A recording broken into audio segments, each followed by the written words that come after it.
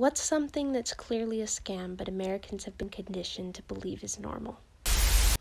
So, me and my fiance, he's Belgian. We live in Belgium, but we visited my family in the US. And he asked me, why do they always show commercials with prescription medication on them? Shouldn't your doctor tell you what you need?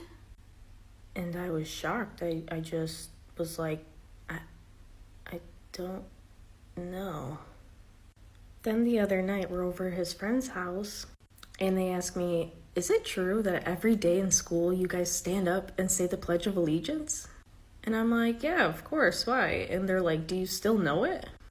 I instinctively put my right hand over my heart and began to fully recite the Pledge of Allegiance. And then they were like, doesn't that kind of seem like a dictatorship? Tips and salary for waitstaff at restaurants. Now, I know that there's a ton of jobs out there that rely on tips as their primary source of income, but I'm just focusing on the waitstaff situation because it's kind of like the poster child for how messed up the tipping system is in our country. Some of you may not be aware about how being a waiter or waitress in our country works, so I'm going to break it down for you really quick. Across the board, there is the federal minimum wage of $7.25 an hour. Across the board, anywhere that you work in the United States as a waiter or waitress, you're going to make at least $7.25 an hour, which is garbage pay, but it is a guarantee nonetheless. But what some people might not realize is that each individual state has the option to set a cash wage and a tip credit. A cash wage is what each individual state promises you as an hourly rate being a tipped employee, but it is not the federal minimum wage. For instance, in Alabama, it's $2.13 an hour. That's what you get paid as a wage as a waiter in Alabama. I know what you're thinking. Dave, what about the $5.12 that's left out of that Alabama employee's pocket? Where does that money come from? It comes from their tip credit, which comes directly out of their tips. So, for example, if I was in Alabama waiting tables and I worked for 1 hour, I would make $2.13. That's what I would make from Alabama as my hourly wage as a waiter. If I had one table and that guy tipped me $5.20, I would only get 8 cents. I would only get 8 cents because the difference between what I got paid by the state and what the federal government mandates that I receive as an employee is $5.12. So they take that. They take the difference between what they're willing to pay you and what is guaranteed to be paid you to make up the difference. That's ridiculous! Keep in mind that every state is different. Some of them treat their employees piss poor, while others do try and at least kind of compensate for the fact that they're going to have a higher cost of living in their area. But across the board, it pretty much sucks all around. Now I'm going to have all kinds of people in the comments section that say things like, well, if they want to pay a minimum wage and that's what they're owed, then that's a good system to do it. Or you're going to have some waiters that are like, you know what, I make fine money. You don't want to complain about this. I make okay money. You deserve both. You deserve both. You deserve your minimum wage because that's what you're owed as a citizen of this country. You deserve the tips because that's what the customers wanted to give you. They saw what you did, they were happy with the result, and they gave you money. They gave it to you. You deserve both. What makes me mad is that I know why they do it, why they have these stupid systems that have the tiny minimum wage that doesn't meet the federal minimum wage. So they have to compensate for that by taking from your tips that we gave to you personally to make up for it because they don't want you to have that much money. They don't think you deserve it. To them, you're a low-down, low-class, low-dog waiter. You don't deserve that money because in their mind, you need to go make money elsewhere. You don't need to have a diversified source of income. That's for Wall Street, not for you. I always say, well, if they stop that, then people would just stop tipping. No, we wouldn't. The people that don't tip, and the people that do, and it would stay that way. It's a scam because they took a beautiful system of people getting rewarded by other people for the hard work they did and made those workers supplement their own income with the rewards that they received and told us that it couldn't be any other way or the system would fail. Designer breed dogs. Yeah, I said it. You can hate me for it, but I don't care. Designer breeds are the biggest scam in this dog industry. Some of y'all might not know what a designer breed is, so let me help you out. A designer breed is when you take one breed and another breed and mix them together, put a fancy damn name on it, and charge so much money for it, it's ridiculous. I'm sorry. I'm not sorry. No, I'm not sorry. No. I remember when I was a kid, we used to have this dog. It was like half Shih Tzu, half Poodle. We paid for I would say maybe $20 for it. Like $20 for this dang on dog. Okay? Now, they put a name on it called a Shih Poo, and they charge thousands of dollars for it.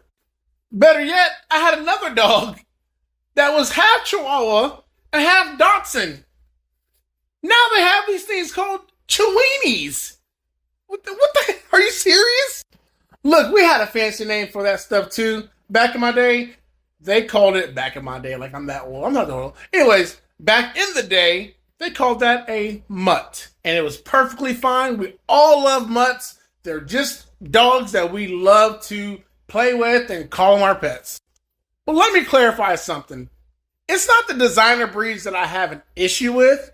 It's the people that mix them together and charge thousands of dollars for it to consumers who don't know the difference. And they're over here spending $2,500, $3,000, $5,000. When did a mutt ever cost more than a full-blown registered AKC standard poodle? When, what kind of, I don't get it. But hey, I'll groom them. You bring them to me, I'll groom them. I love them, and that's all that really matters. But man, we gotta stop this whole designer breed thing. It's a mutt.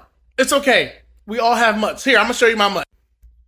That one over there is Deja. She's a full-blown pit, and she's fat and weird looking. That's Mac. He's a boxer pit mix. He is almost 11 years old. That's Iggy. She's a full-blown AKC registered boxer. And I love all my babies. All my babies. Grass. And I'm gonna ruffle a lot of feathers with this one, but fucking grass. It's ridiculous. The amount of work, time, energy, and resources that we invest in grass. We're constantly having to replenish the water because it just sucks it out of the topsoil and evaporates it out of the topsoil. It gives us absolutely zero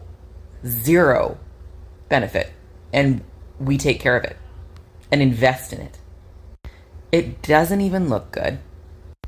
It's not comfortable to sit on. And it's fucking expensive.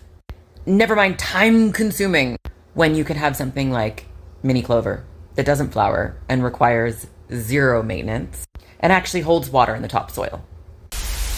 Working 5 days a week.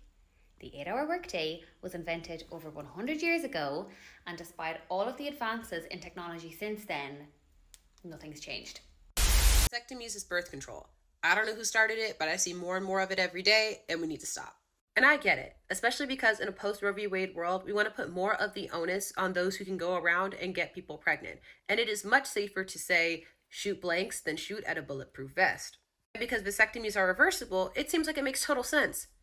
Except they're not supposed to be. The point of a vasectomy is to make sure you can't get anyone pregnant ever again. And while there are some cases where you can undo it, that's not the point. You only have about a 50-50 shot of having it reversed if you wait longer than 3 years to get it undone. And that number decreases every year you go. Which means if we start making people get vasectomies really, really young, it nips the odds of them having children in the bud before they even get to that age. Birth control is a thing, and we should be advocating for it. But making everyone get a vasectomy isn't quite it. Plus, it does open the door for the whole forced sterilization thing again, so let's keep that closed. Identity theft. Everything reporting to your consumer report I can tie to identity theft. You don't believe me? Let's get to it. According to 15 U.S.C. 1681b, permissible purpose of consumer reports, this law states in general that unless a consumer reporting agency has your written instructions, they are not to furnish anything to your report. I want you to remember this going forward. Permissible purpose equals written instructions. With permissible purpose grants consent. Without permissible purpose is identity theft. According to 15 U.S.C. 6802, obligations with respect to disclosures of personal information, a financial institution is supposed to give you 3 disclosures. The first disclosure is them letting you know they're going to report something to your consumer report.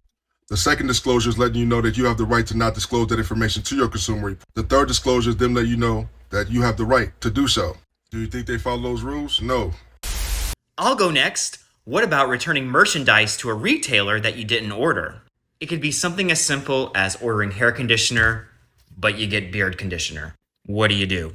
The online company is going to want to send you this and charge you for this if you don't send this back. But here's the secret. This is considered a free gift. So what do? You have to contact their customer service department and let them know that it is illegal for them to charge you for the product that you didn't order and that you are not legally obligated to send it back. It's not your job to correct their mistakes. And here's the article from the Federal Trade Commission to prove it.